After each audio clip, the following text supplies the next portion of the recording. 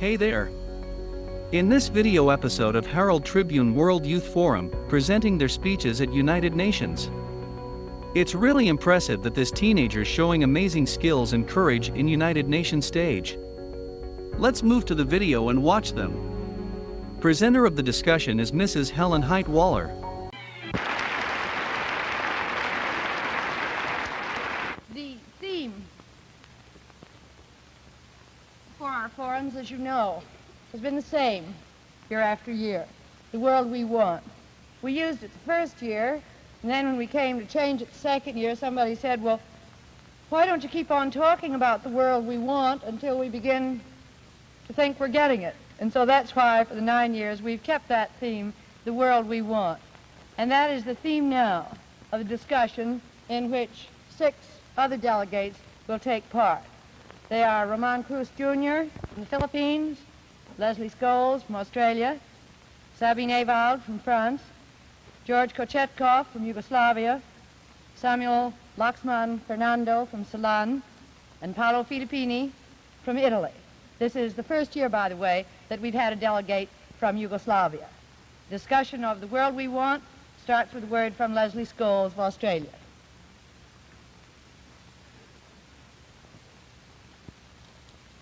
You know, whenever this forum group gets together, we have new stories to tell each other about the questions Americans ask. Does everyone in Ceylon have a pet elephant? Do Pakistani women still wear chiffon pants and live in harems? Are the Filipinos heart and soul for statehood? But now that we're going back to our own schools where we'll be answering questions, we've just had a horrid thought. No one will believe us that all New Yorkers are not millionaires and that we haven't seen a single cowboy on the streets of Manhattan. And Usha from India says she's had a hard time realizing that American people have problems too, just like other people. Conclusion, there is no monopoly on international ignorance. However, I would like to take this opportunity of telling you that there's other things in Australia besides kangaroos and tennis players. And do you know that Australia is actually bigger than the United States? It only appears larger on your maps because Americans make them. It was a shock to me to come over here during my summer vacation and to find the dreary cold weather and to have to go to school. I don't know how you can stand having Christmas in the wintertime when every sensible person knows it should be summertime then. However, apart from these things, I think you American people are wonderful. You're just like Australians. With one exception, perhaps. You are even more eager to hear criticisms of yourselves. And this is rather surprising, since most foreigners think of Americans as braggarts who do not think there is anything other countries have which America doesn't have also.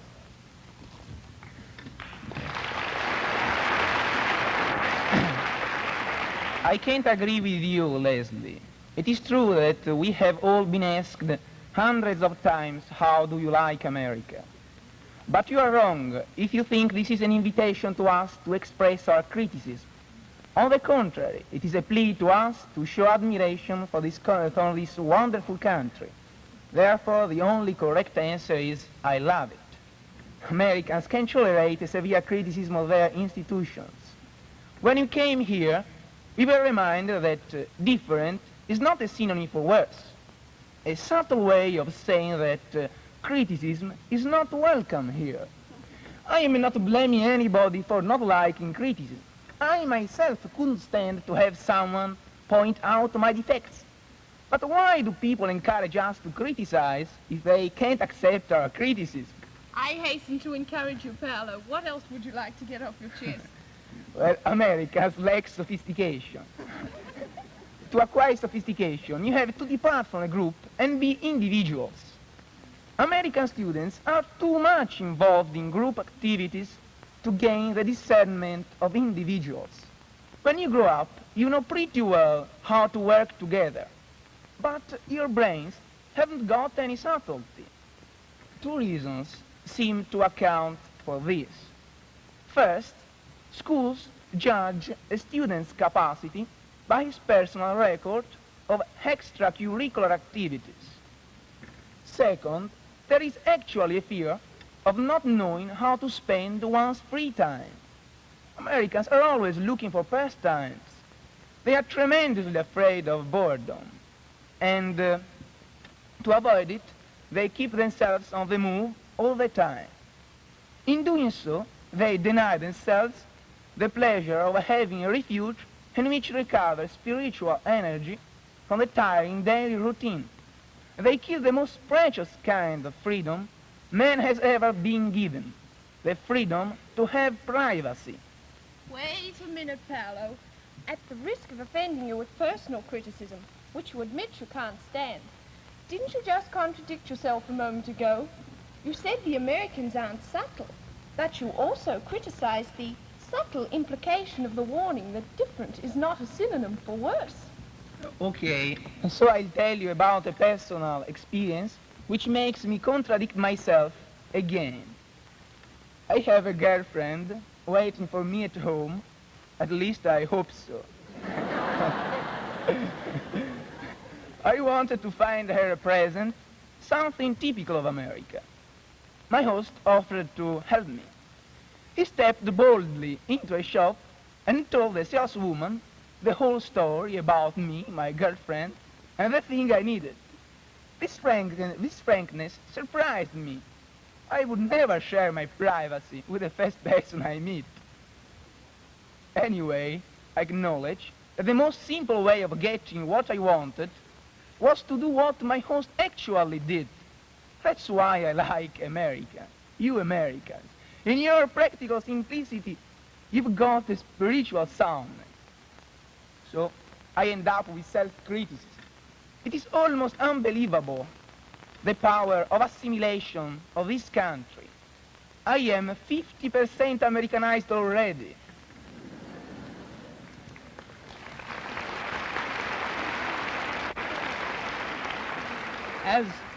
As we were saying before we were interrupted, Americans are very keen of hearing criticism about their country. There are many reasons, I think. Here, the search for a better life is never ending.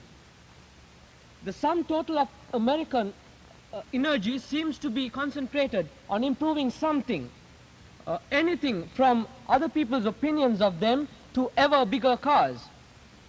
An American friend of mine once spoke disparagingly of British cars, which he called biscuit tins.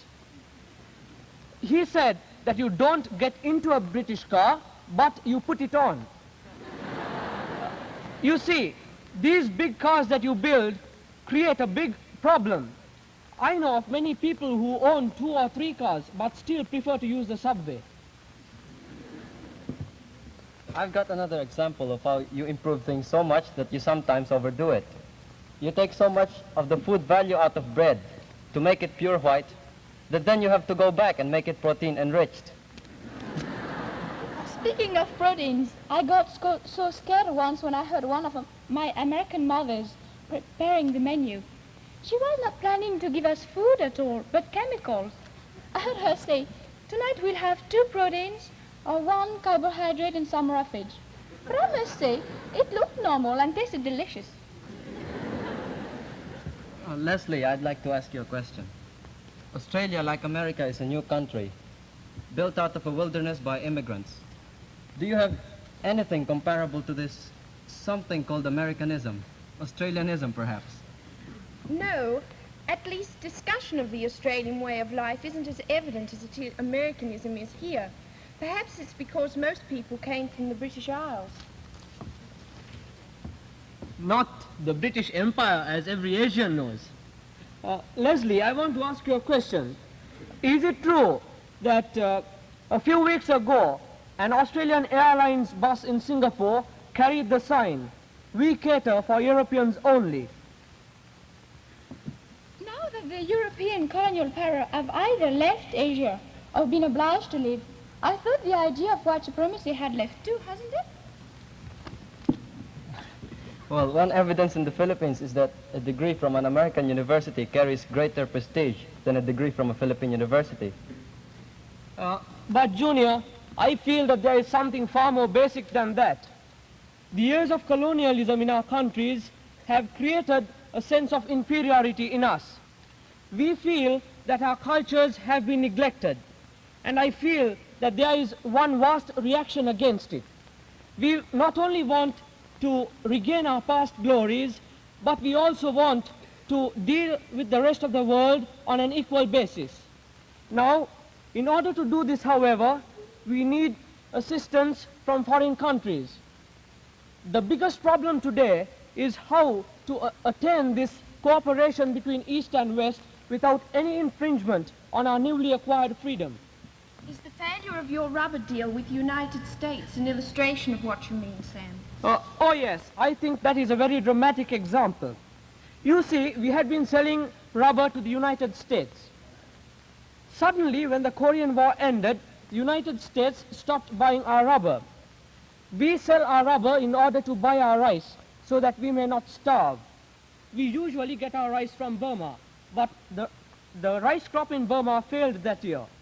England appealed to Thailand on our behalf, but they were holding their rice supplies for a rise in price. But unfortunately, their stocks rotted in their storehouses. Our last hope was the United States, but we could not buy your rice at your price unless you bought our rubber at our price. But you refused, and what happened? You know, when people are hungry, they have to eat. So we formed a trade pact with Red China, and immediately the United States stopped economic aid to Ceylon. And in 1953, Ceylon became Red China's most important free world trade partner. Well, but of course, one law in force at that time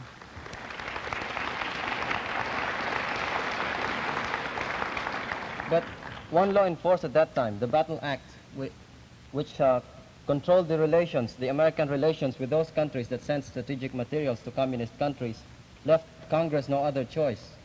But can't you just see the headlines? These Asians must be communists since they trade with Red China. Yes, but Junior, this attitude must change, must necessarily change.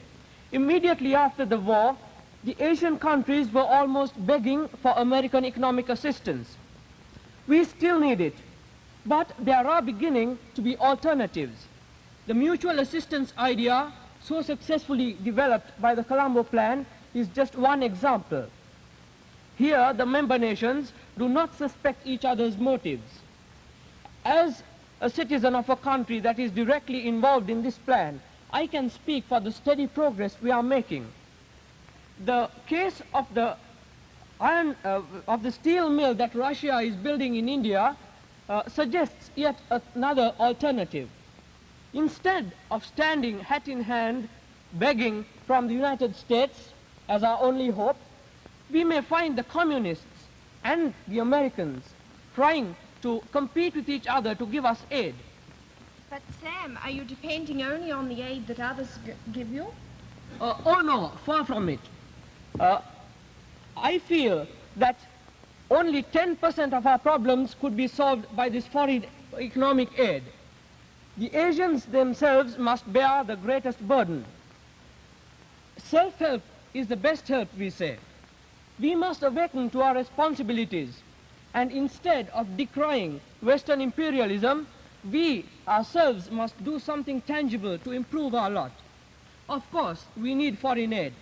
You can help us in this way. Instead of doling out dollars, you can help us by training our people in highly scientific fields, in fields such as technology and mineralogy. You can buy our produce. You can invest in our natural resources, and most of all, ensure a safe market for us. I feel that peoples of Asia, if they are to improve their lot, must realize their responsibilities as citizens of their respective countries. By patriotism, I mean we must be patriotic in our countries. By patriotism, I do not mean narrow-minded nationalism, but I mean that love for one's country, whereby every individual realizes his obligations to his community. In this respect, I think we can take a great lesson from the United States. What has most impressed me during my stay here is that splendid cooperation between people of various walks of life. Millions of Asia today need that feeling that you have, that every individual has some share in his destiny.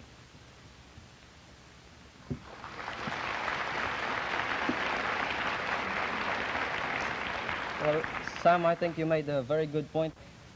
In Manila, we had a drive which we called Operation Brotherhood, and in it we solicited clothes and food and soap, towels for the refugees in Vietnam, and also we sent a corps of doctors and nurses to Vietnam. I think that this is a very dramatic example now of Haitians helping Asians. And anyone born in Asia knows that not all solutions are black and white.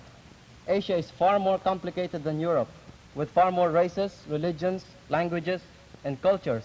In my country alone, which is smaller than the British Isles, we have 7,000 islands, 87 dialects, and as to culture, we have Negrito, Indonesian, Malayan, Chinese, Spanish, and later American. But in spite of all these complexities and differences, there is one thing that all Asians feel in common today. We have all been exploited by the white man, and we are united in our effort to keep ourselves free of him and to improve our own things by our own selves. And in my opinion, this is the sole purpose of the Bandung Conference. I hope this Asian conference will be more successful than the movement for unification of Western Europe. I'm European, and of course I would like to see a strong and progressive Europe, but united as a whole. I'm against the unification of only one part, Europe, because this would mean the division of Europe into blocks, and this would make the Cold War worse. I don't agree with you, George. I think a way to prevent a Third World War is for Western Europe to unite and be so strong that there will be no chance for single countries to be picked off one by one. Maybe you don't realize how much we've done already, how much France has done. The cold steel pool is a French idea, and it is working. But wasn't it France that killed the EDC, the European Defence Community? I don't know how you can have any policy when you haven't a government half the time. That is what the people always say. But you don't realize that the work of the government still goes on. You see, we just do it differently. In the British Empire, the prime ministers often changes the ministers. In France, the ministers often change the prime minister. But Lesley, I think the killing of EDC is a good proof that these military alliances are not the way to solve problems. For instance, NATO has some ideological purposes, namely to fight against the communism. That's unacceptable for Yugoslavia and for some other countries in Europe. Besides, we would like to be identified with all European countries in the organizations for mutual cooperation. If European countries, all European countries, adopt a policy of active coexistence based on the foundations opposed to the Cold War, all European problems will be solved. Again, George, I don't agree with your first point. The NATO is not planned to fight communism. It is planned to be a defense against any aggression. This purpose is very different. Okay, we don't agree on this, NATO, but we have to agree that we are both Europeans. And really, for the first time since I have been here, I've got feeling that I'm not only a Yugoslav, but also a European. That has happened to me, too. Before I came here, I had never thought of politics at all, really, or the fact that I was European as well as French. You see, the French children never learn in school about current problems. I started only this year in my history class to learn about the 20th century. Right now, we must be up to the First World War, because last December, when I left France, we were starting 1870. Since Europe is already too small in the big world to be able to afford to be divided into small countries more or less fighting against each other. Since a very long time, people have thought of uniting Europe, but have never found the right way to succeed. The last two ones who tried and failed were Napoleon and Hitler. This is to show that it is not force that should be used, Well, my point exactly. This forum shows what should be done intensively all over the world. Make the youngsters meet. I don't think we can do anything with grown-ups.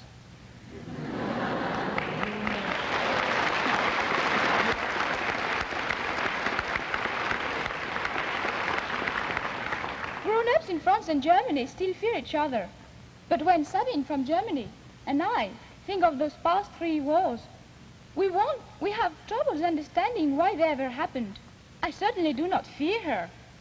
I agree with Sabine that the main hope for European unity lies with the young people, but we mustn't wait until we grow up. For instance, in Yugoslavia we are already doing quite a lot with the international camps for the young people all over the world who come together as we have here. Sabine, I want to come back to that subject of fear you just mentioned. I have been struck by the amount of fear there is among American young people today. Fear of communism, fear of a Third World War. Yes. Before I came here, I thought that the United States would be the safest place to be during a war. After all, war has never come here. So, naturally, I thought Americans to be less disturbed by the idea of war than Asians are. But the contrary seems to be true.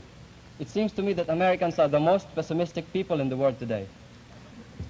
I was frankly horrified by the number of air raid signs in public buildings and the air raid drills in your schools and the air raids and the signs on the side of the road saying this road will be closed to civilian traffic in the event of an enemy attack.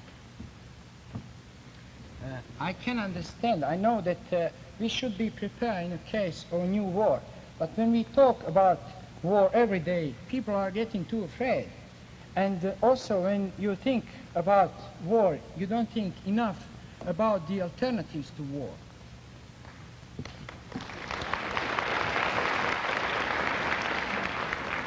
I'm inclined to think that effective opposition to communism ought to be based on a deep and thorough understanding of what communism is, rather than blind hatred of it based on fear. In one of the schools I visited, the teacher told me she had to teach everything mentioning communism in terms of black and white. Otherwise, someone in the community might say she was a communist.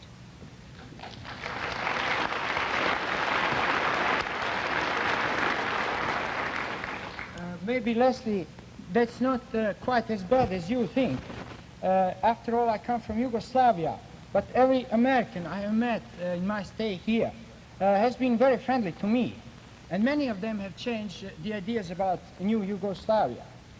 And but nobody prevented me of talking. Even more, they asked me to talk, so that I have been talking 6, 7 or more times every day, and people have understood me. And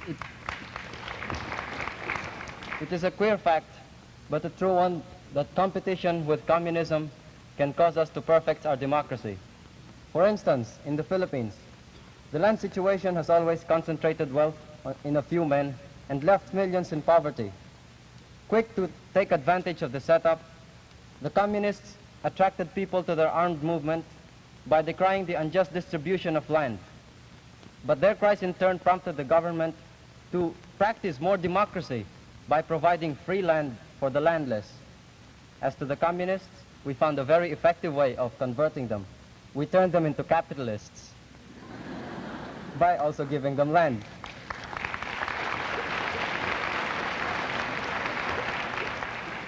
In the world, the same thing is happening. The communists have brought about a great awakening, an awakening to the fact that democracy is not functioning as it should be.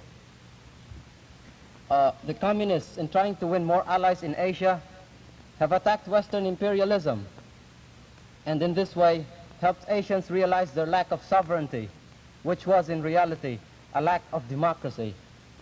Now Asians are responding to the communist herald, not by joining the communists themselves, but by crying for more freedom, more self-government, more democracy. Now Asians are more democracy-minded, and help is coming to Asia from the free world, no longer as charity to poor relations, but because free men know that they must extend their area of freedom, among other reasons, to keep their own.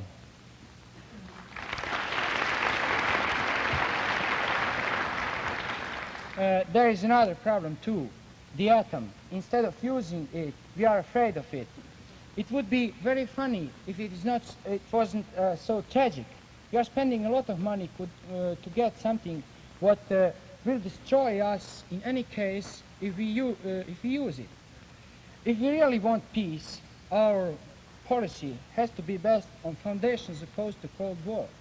Here comes active coexistence. This demands cooperation with all countries, regardless of differences in political structure and social order. We should understand that these differences are the result of internal development, and they are unavoidable at the present level of international relations. They are an internal matter of individual countries, and other countries have no right to interfere in them. Cooperation has to be on the basis of equality, because if there is no equality, there is domination and not coexistence. These principles are in the full harmony with general conceptions of the United Nations Charter. I'm tired of war. I don't want to hear that word anymore. I'm scared. Why should people always fight when it is so easy to be friends? Just watch our group. If there's a war in Formosa, it's going to be the most silly thing. I thought we had the UN now to prevent silly fighting. I wish the Big Four would meet in a room and do what we did in Washington when we changed roles. When you have to represent the other person's point of view, you understand it much better. I think it is very important in life to have many friends. Now, I'm going home with more friends than I ever had in my life. I had never thought before that other countries were made up with young people like me. Now I shall always remember. My heart is full of love and happiness I want to share with all the boys and girls in the world. Vive le monde!